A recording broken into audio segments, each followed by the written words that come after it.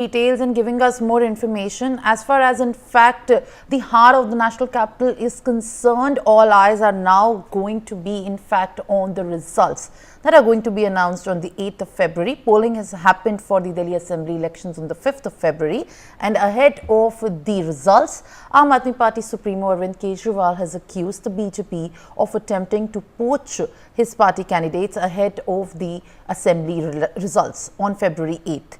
The BJP dismissed the allegations and threatened the legal action for the same, while Kejriwal claimed that 16 Aam Aadmi Party candidates have received offers from the BJP with the promise of ministerial positions and 15 crore rupees each if they decide to switch the sides for in fact the benefit of forming the government, is what the latest jive and the point of contention has become just ahead of the results.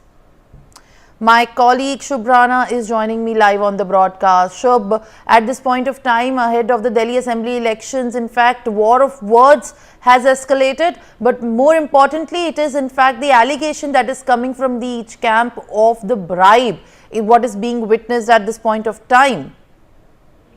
Yes, absolutely, Simran, because Arvind Kejriwal has claimed that Aam Aadmi Party candidates being offered 15 crore to join BJP, and the ministers have said that they will not leave the party. This is what we are learning at this point of time. And Delhi BJP President Virendra Sachdeva have rejected these allegations, calling them a sign of the Aam Aadmi Party's frustration over an impending electoral defeat. And less than 48 hours before the results of the Delhi Assembly elections, Arvind Kejriwal of the Aam Aadmi Party accused that the BJP of attempting to poach his party candidates, and also Mukesh Ahlawat, who is the Aam Aadmi Party minister, he has said that he has been received a call for such bribe, and Arvind Kejriwal has reacted to that boast.